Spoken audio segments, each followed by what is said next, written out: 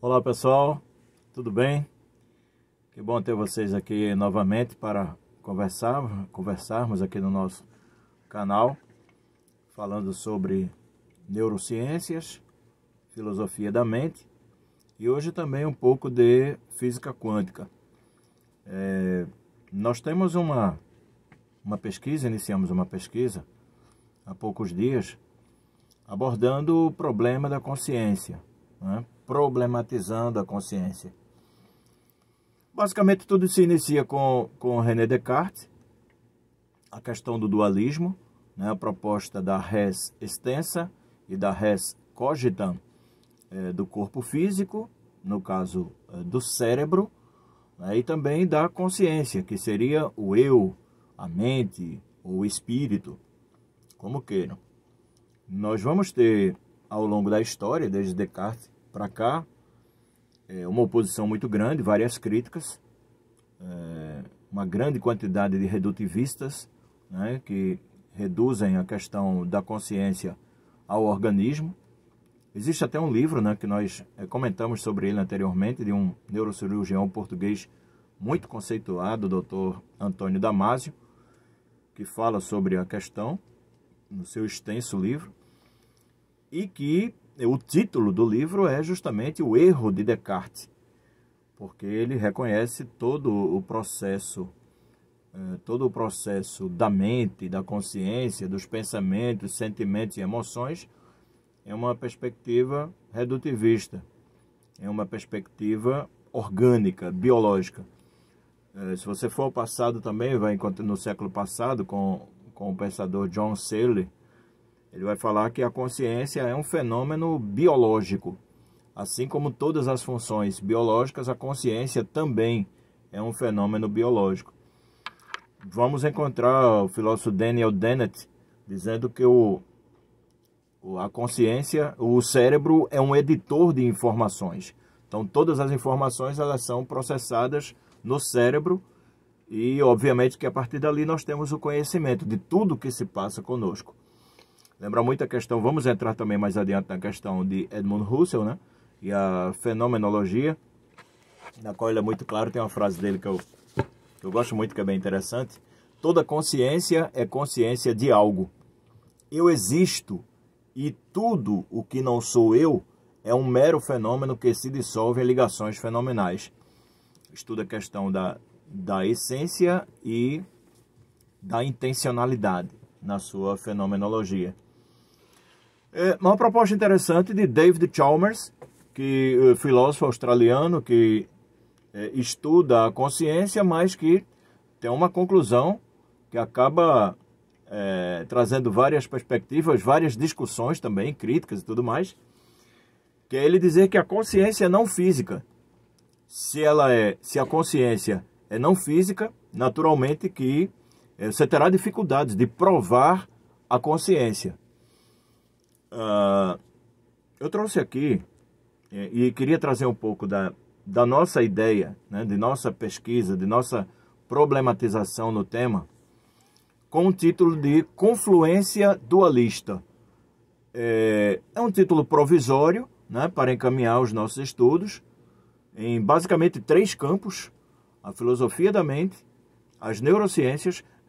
Eu possuo licenciatura em filosofia pela Uninter de Curitiba, a pós-graduação em neurociências, também pela Uninter, e dentro das neurociências, os estudos na física quântica, em que eu ando pesquisando bastante. O que seria a confluência dualista?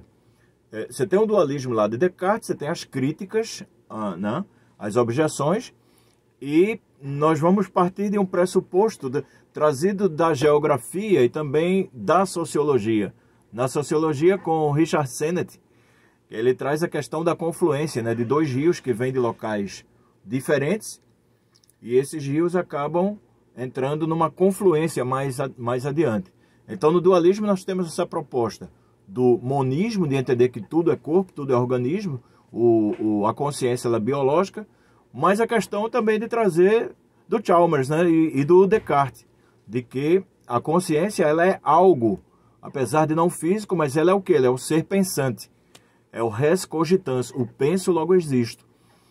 Então a nossa proposta não é de trazer logo uma afirmativa do penso logo existo. É a questão de trazer esse diálogo com a filosofia da mente, toda a história da filosofia da mente. Entraremos também necessariamente em epistemologia, em filosofia da linguagem, bem natural. Dedicaremos também uma parte à filosofia da religião, natural, mais adiante. Filosofia da ciência. Mas a proposta é tentar realizar essa confluência, né, de trazer o campo biológico com o campo não físico. E aí queria trazer algo interessante aqui, da nossa material do professor Paulo Roberto Dantas, da Uninter, falando sobre física quântica, que diz o seguinte: o que é a consciência? Se for uma parte do cérebro, então pode se considerar como partícula. Se for uma funcionalidade, então pode ser considerado uma onda. Uma onda é um estado da matéria. Uma onda pode viajar no espaço sem necessariamente assumir um estado de matéria. Em 1924, o neurologista alemão Hans Berger, utilizando um eletrocardiógrafo, instrumento que registra diferenças de potenciais no corpo em função da atividade cardíaca, e eletrodos introduzidos no couro cabeludo, conseguiu a primeira verificação das atividades elétricas do cérebro, ou seja, o primeiro eletroencefalográfico. Essas atividades são percebidas em função das variações do potencial na área externa do cérebro. Berger deu a isso o nome de onda alfa. Em 1875, o fisiologista britânico Richard Caton, em experiência com coelhos, verificou a ocorrência de oscilações elétricas espontâneas no córtex cerebral e ainda que estas sofriam modificações quando estimuladas, o que quer dizer que as ondas elétricas produzidas no cérebro, em função das diferenças de potenciais, contêm informações sobre as atividades do cérebro.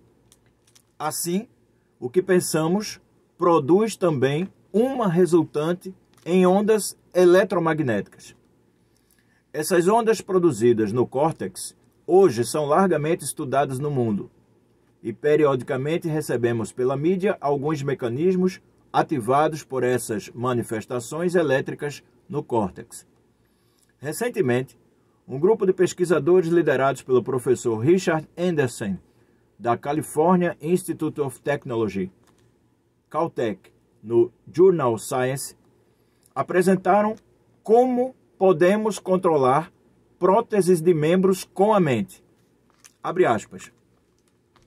Quando você move o braço, você realmente não pensa sobre quais músculos ativar e os detalhes do movimento, como levantar o braço, estender o braço, agarrar o copo, fechar a mão ao redor do copo e assim por diante. Em vez disso, você pensa no objetivo do movimento. Por exemplo, quero pegar aquele copo de água, diz Anderson. Portanto, neste julgamento, fomos capazes de decodificar essas intenções reais, pedindo ao sujeito que, simplesmente, imagine o movimento como um todo, em vez de dividi-lo em inúmeros componentes.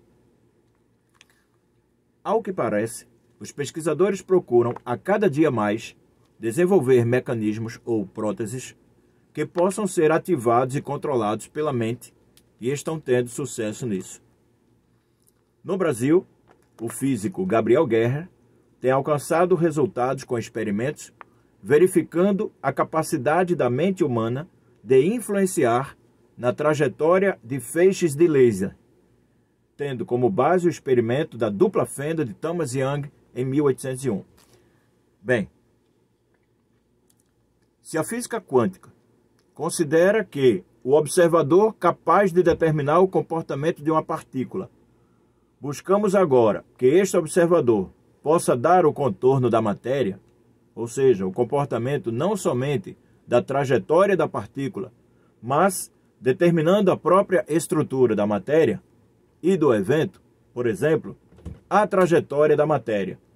Se comprovadamente se faz valer que energia pode ser uma face da matéria em determinadas condições, como mostra a fórmula E igual a mc ao quadrado, então os experimentos com mente e matéria buscam as sucessivas inversões: energia, matéria, energia, ou onda, matéria, onda.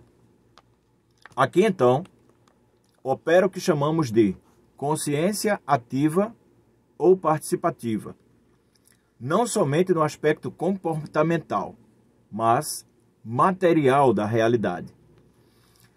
Se as partículas podem ser perturbadas pela mente, por que não poderiam ser significadas por ela? Aqui não estamos afirmando, estamos trazendo uma possível reflexão. Nesse caso, as ondas geradas no campo da consciência são as projeções que, num determinado momento, podem se converter em realidade. Então, nós vamos continuar com esse diálogo da filosofia da mente, das neurociências e também com a física quântica, para entender um pouco mais, não só da matéria tão estudada, tão dissecada, tão alcançada pelos nossos meios tecnológicos atuais, mas também a energia. De que forma a energia trabalha em nosso cérebro? Aproveitando essa funcionalidade, né, da equação de Einstein, será que poderíamos imaginar o momento exato em que uma determinada energia se transforma em matéria? De que forma isso pode ocorrer no nosso cérebro? Deixe o seu comentário aqui. O que é que você pensa? Você concorda? Você discorda? Não esqueça de se inscrever no canal, curta, compartilhe. Grande abraço e até a próxima. Vamos trazer mais reflexões nesse campo. Obrigado.